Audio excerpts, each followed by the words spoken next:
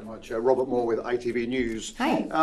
We have a cameraman who was filming in Gaza earlier this week. He filmed a very distressing scene that's gained a lot of traction online of a group of Palestinian men waving a white flag, trying to reach relatives, manifestly not a threat to anyone.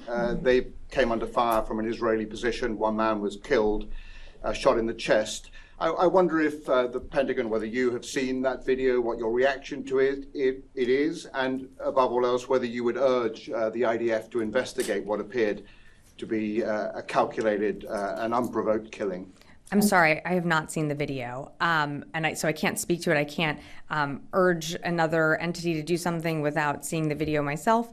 What I can say, and what we continue to do and urge our Israeli partners, is as they are conducting operations within Gaza, of course, in accordance with the law of armed conflict, humanitarian laws, to preserve innocent civilians, protecting innocent civilian lives, and of course where there are people and refugees that have fled into humanitarian corridors.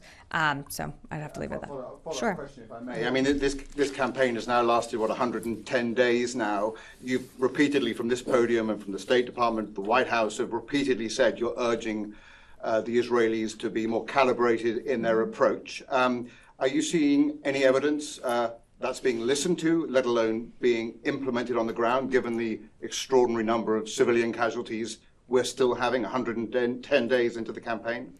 You know, we are seeing that the IDF has certainly pared back its operation within Gaza. They have pulled back brigades. They are, and I think they actually spoke to this as recently as a few weeks ago, conducting more targeted operations.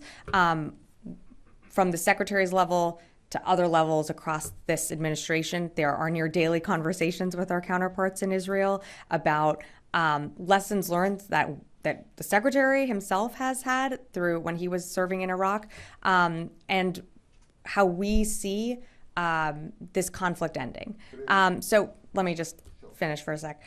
So again, we feel that the Israelis they have a really tough fight ahead of them.